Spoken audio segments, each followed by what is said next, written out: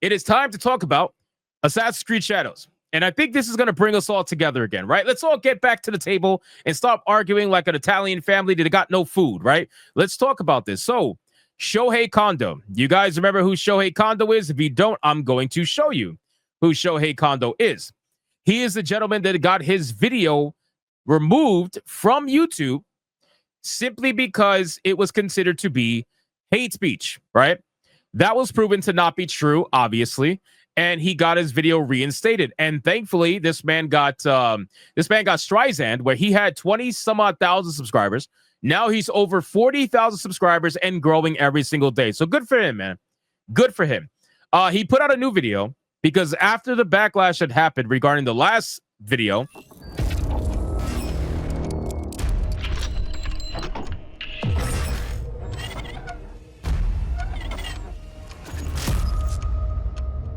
Ubisoft insider reached out to him, and he was able to have a conversation with this person.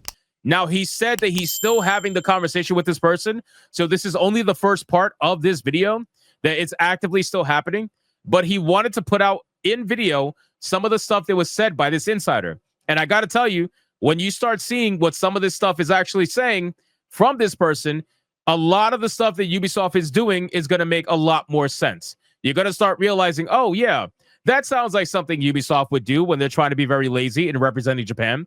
So let's get into this video. Let's see what we got, and let's go over it. Yeah, another insider. I'm not surprised considering that this is happening, and I keep saying to you guys, this is happening so much where as more and more of these conversations take place and YouTube becomes more and more of a prominent place in the gaming industry, it's going to keep happening where people who feel like they have nowhere to go, people who feel like they don't have a voice are going to reach out to those that they think do have a voice, who can best represent what they're trying to say. And I'm not surprised that somebody reached out to Shohei. I'm not surprised at all. So I don't know why this is spinning because it's not loading. Anyway, let's put the volume up and let's see what we got. Shout out to Shohei Hondo. I'm going to link his video in the chat when it's finished. So if you want to check out his content, if you like it, consider subscribing. And if not, well, don't subscribe. Here we go. Yes. As the title said, I did.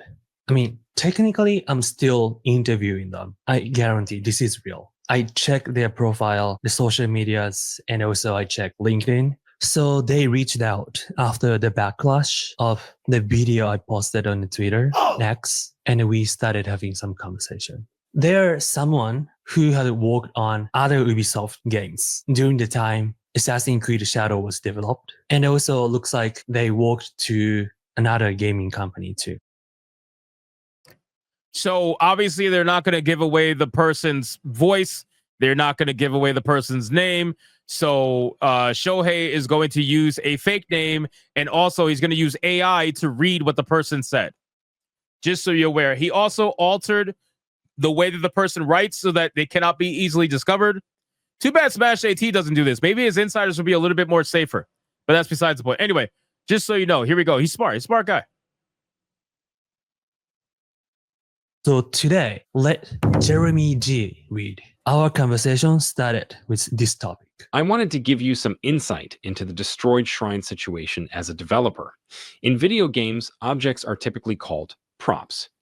This shrine with the mirror consists of one or multiple props set together. By default, all props are static or non-destructible, because making them destructible requires extra work. You have to create sound and visual effects for the moment it breaks, along with specific animations, etc. It's an extra costly process. Usually in games... So that means that the shrine was intended to be destroyed. Basically, that's the simplest way to put it. The shrine, from a developer standpoint, it was intended to be destroyed. It's not something that's meant to not be destroyed. The fact that they could destroy it in the game, it was intentional. That's essentially what he's saying. Destructible objects are limited to those more likely to be in the player's path, like a lamppost in GTA that you can destroy by hitting it. The first mistake was even considering these shrine items as something cool to break. So that's the things. In other Assassin's Creed games, you really can't break religious object in the map. Like you can break the cross, right? I got a question for you guys. I got a question really quick in the chat. Let's engage a little bit. So do you think that Assassin's Creed Shadows will be a bigger controversy than Dragon Age: The Veilguard? Do you think it will surpass Because remember how much controversy Dragon Age of Veilguard had. Let's be honest. Do you think that do you think that Shadows will be a bigger controversy than Veilguard? Wow, a lot of people saying yes. There are some saying no. Somebody said equal. Okay, fair. Equals fair. Equals fair. You think it already is? Okay, fair. Fair. I mean, at this point, I think it might be in some aspects because it's flat out disrespecting an entire group of people. Whereas Veilguard, but also keep in mind, Veilguard just fucking disrespected everybody. But mainly just the fans of Dragon Age. I'm going to say that it's probably going to be a slightly bigger controversy. It's also more popular with the normies. So I feel like with Assassin's Creed Shadows, if it really is as bad as it looks, I think it's going to wake up a lot of people. You guys know I say this all the time. I think it's going to wake up a lot of people who are going to pick up the game expecting just another normie Assassin's Creed experience. And when they pick it up, they're going to realize that, oh, wow, this is a little bit different, right? This is a little bit stereotypical. So it might wake up some people, but I think it's going to be slightly bigger just because of the fact of how they're disrespecting Japan and how Japanese people are not happy. I mean, you guys got to remember, this went governmental, right? This went all the way up to the government in Japan. Like, you have people actually trying to create fucking, like, it was crazy. I forgot the guy's name, but it was crazy. Yeah, my pause skills are top notch. Everybody who I watch that I react to, when I pause on them, it's terrible. But in case you don't know, the mirror is the most important thing like in the stream, shrine. boys. Like and the usually the mirror is hidden to like a core of the shrine. But if you do some ritual or something, the mirror goes outside sometimes. But it's very rare. Doing so encourages players to fight inside shrines. I also noticed that many enemies are placed inside Japanese gardens or on the exteriors of temples. So it's almost as if they want you to fight at these shrines. It's almost as if the Ubisoft is trying to encourage you to fight at these shrines. They're trying to, get you into certain areas that are destructible to make it more of a WoW experience for the player, right? That's how it seems. The second mistake was failing to correct this during the backlash phase when they claimed they would be more careful in respecting Japanese culture. Transforming a destructible prop into a non-destructible one is just a click or two on a developer's computer. This means they had not considered, even for a second, how religiously significant this item actually is. I don't think people like you should call them evil. Did I? They are just very ignorant, not well educated on the subject, and not thorough enough in their work. Yeah, but whose fault is that, though? Whose fault is that, though? So, okay, you can call Ubisoft ignorant, fine. You can call them ill-informed, fine. You can call them ill-researched, fine. But they're the company that's making this product. They're making this product. They're saying that they're going to be historically accurate, right? They even have it in their art book. First, they went from historically accurate to we are historical fiction. They tried to backpedal on it, whatever. Doesn't matter. But they are the ones that are doing the research. They're the ones who supposedly have consultants. They are the ones who say that we have the experts. They literally said that they have the experts for this game. So it kind of falls on them to not be ignorant on it. It kind of falls on them to be a little bit more well-informed on it and perhaps be a little bit more culturally sensitive. That's why you have consultants. Otherwise, what the fuck do you have consultants for? What's the reason for their existence if you're not going to do any of those things? What's the reason? There's no reason to have them, in my opinion. Actually, I thought about it too. But seeing Half-Life Shrine, which is kind of parody of... That shit was insane, by the way. You know they recalled this toy? You guys know they recalled this toy to change it because they didn't want him to be on the Torii Shrine, the Torii Gate anymore. They recalled the fucking toy. They're going to end up changing the toy. It's so crazy. Nuclear bomb, Torii Gate. I think many Japanese felt insulted. Seeing that lack of the research that they did in past works feels we are insulted. Like we are not treated fairly. But they're going to explain why that happened. Well, I mean, Japanese, we already went over this, but Asian people are never treated fairly. Their culture is just utilized, weaponized, and basically monetized by the West. And in terms of respecting what they actually believe in, these people don't care. They just don't care. They will constantly disrespect Japanese culture. We see it all the time. We see streamers do it. We see companies do it. They don't mind monetizing the culture. They love monetizing the culture. They're like, yeah, we're going to make all these products and sell it to these weebs, and they're going to eat it all up because anime is so cool. You know, but they don't care. They will completely be ignorant to everything, or claim ignorance, or say, oh, well, we had consultants, so they told us what to do. I'm sure the Ubisoft team is doing everything they can to avoid further backlash at this point. So this issue either I doubt that, because if they are, they're doing a terrible fucking job at it. didn't cross their minds, or they changed it in the final game, but not in this preview version, which was likely made around December. I really hope they disabled the breaking the shrine mirror, because it's very important. Let me ask you guys, chat. Let's engage again. Do you think they will disable the breaking of the shrine by the time the game's release? Do you think that's going to happen? Because if you do, I have a bridge to sell you. If you do, I have a bridge to sell you. Yeah, nobody's saying yes. Nobody's saying yes on this one. That's what I thought.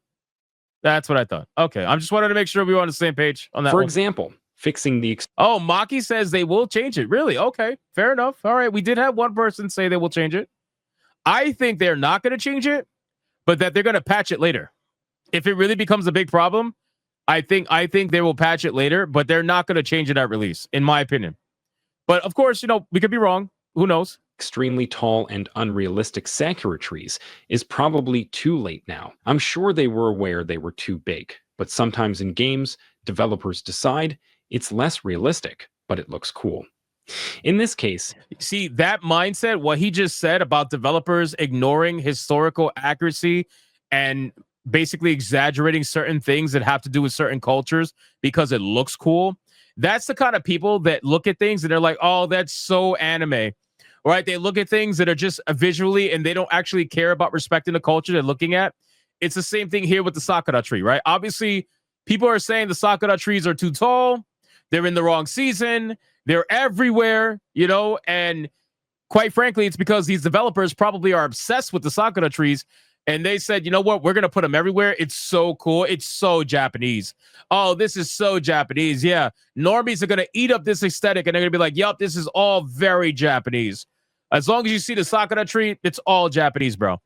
So that is how they're going to treat it, right? So it's no different here. It was a major mistake on their part because they are trying to build a realistic weather and landscape simulation. I'm pretty sure they made the Sakura trees oversized on purpose, so they would be visible from a long distance. Of course they did. That makes sense. That explains why Sakura tree is so extremely big.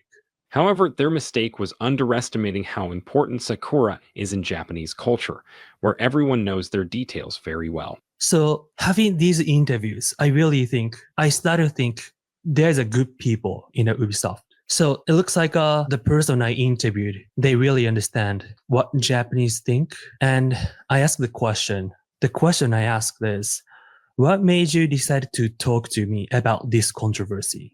Internally at Ubisoft, just before Christmas, we received a worldwide communication regarding the controversy surrounding the game. In an effort to reassure us, they stated that they had analyzed all the complaints online. It is important that we don't get discouraged by this noise. We have taken the time to analyze this situation.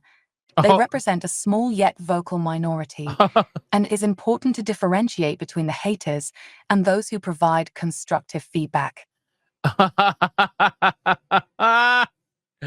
Oh, man. So wait, so this was sent out. This was sent out in a company-wide email.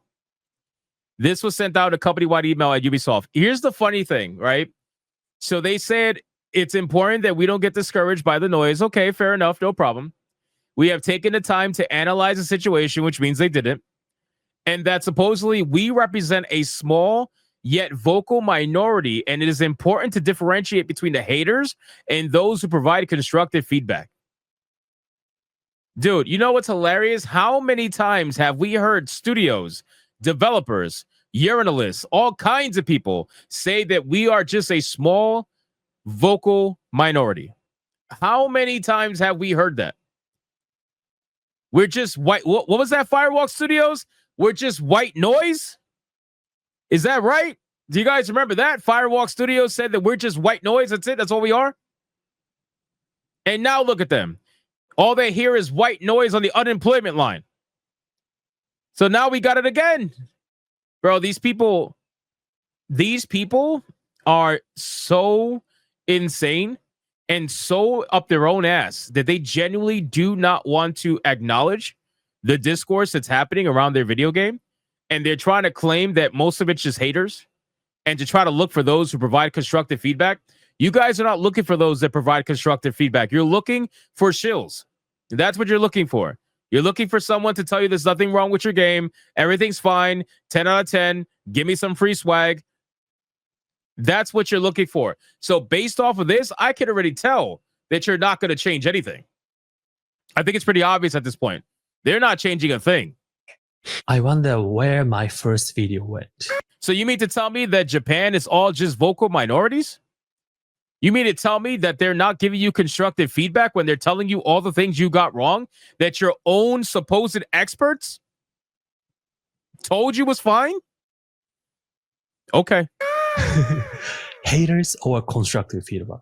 Not working on this project myself, I still wonder what they consider constructive feedback and how they address it. So I was not reassured. You know, when's the last time somebody said that there was more of them and less of us? You guys remember that? Because I have it. Remember, there are more of us. There are more of us. There are more of us. There are more of us. There are more of us. There are more of us. There are more of us. There are more of us. There are more of us. There are more of us. There are more of us. There are more of us. There are more of us.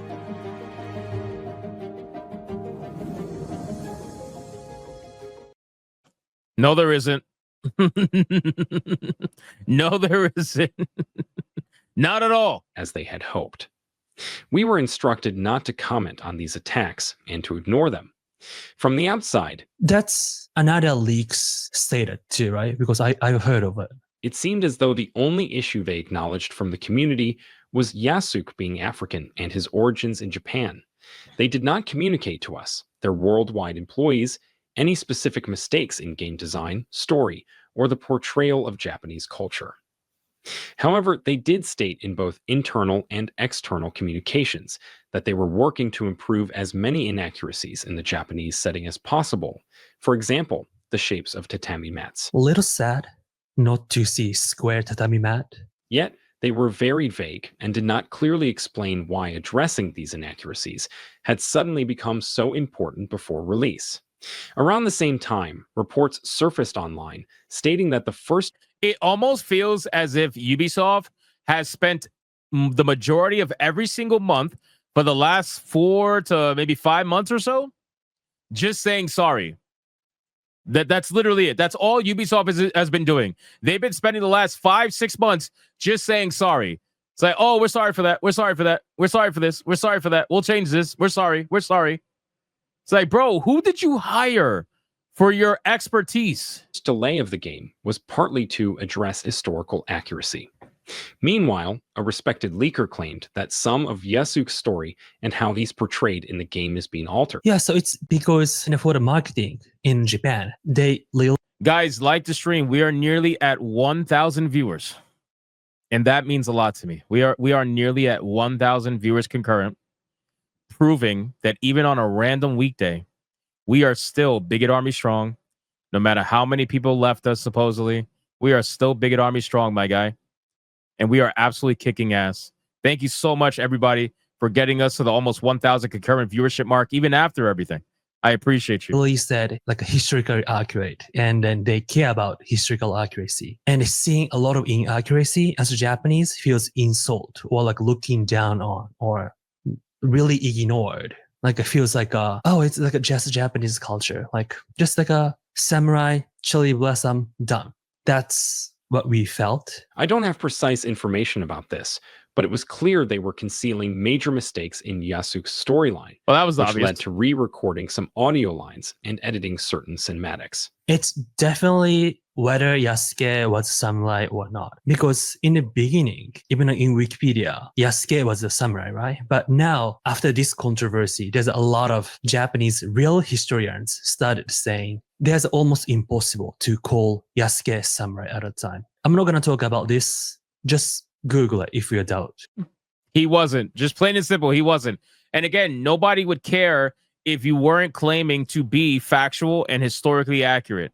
If you were saying that you were doing something historical fiction, you wanted to showcase this particular character because of, you know, whatever reason, he's a vague figure in history. There's been Japanese games that have featured Yasuke before as a side character, somebody you could fight or whatever. Neo obviously is the most prominent one that people probably remember. But you know, that's something that's shocking.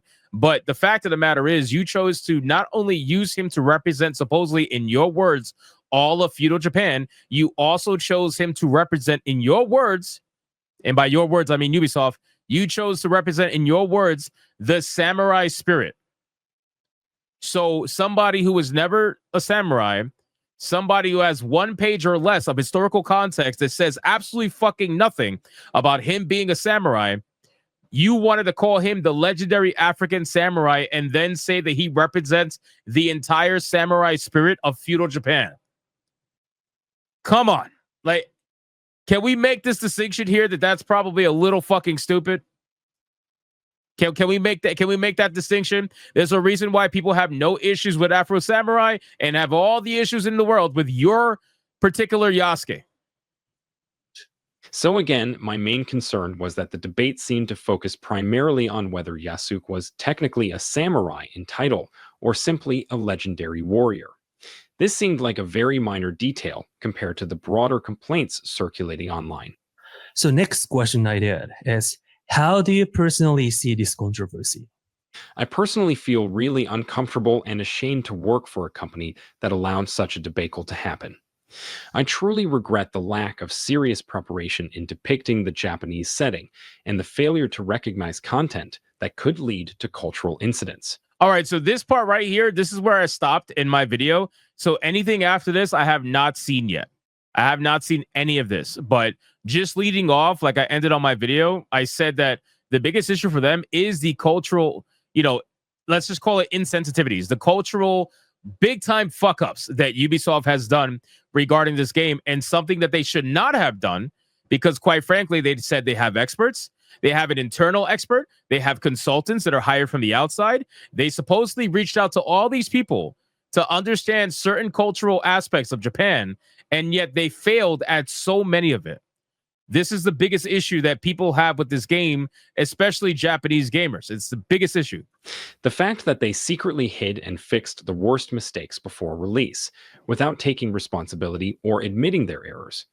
Well, we don't even know if they actually fixed anything. That's the thing. Like, he's talking about that they actually went back and fixed things. That hasn't been confirmed yet. It hasn't been confirmed that they changed anything with Yasuke. It's all just rumored right now. So I highly doubt that they went back and fixed anything. In my opinion, like I said, I do think they're going to try to make Naoe a little bit more prominent. But ultimately, I don't really think they fixed anything. I mean, look at all the gameplay that we see, how buggy it is. Everybody's gameplay is bugging to shit. So I think it's fair to say that they probably haven't fixed anything. Feels like the worst part to me. I'll conclude my answer with a prime example of why Ubisoft completely deserves the backlash. Okay. Assassin's Creed Shadows censored in Japan to remove beheadings and limb amputation. The late-stage censorship of certain aspects of the game, such as dismemberment, in the Japanese version further reinforces my belief that Ubisoft did not take the necessary steps to anticipate such issues. I have experience with CERO's gain rating process, and so does Ubisoft. We are supposed to work with them during a milestone called the age rating phase, which takes place around the time the game enters its beta stage. For Assassin's Creed Shadows, this should have happened at least 6 to 8 months ago. Okay. The fact that this level of violence passed CERO's checks at that stage suggests that Ubisoft either failed to provide enough examples and data for a proper analysis or made last-minute design changes. While many other games are allowed to depict dismemberment in Japan, I'm fairly confident that CERO's restrictions mainly apply to extreme violence against innocent or defenseless individuals, such as priests or civilian women. This is a well-known fact in the industry, and Ubisoft should have anticipated this issue months ago. Oh, I get it.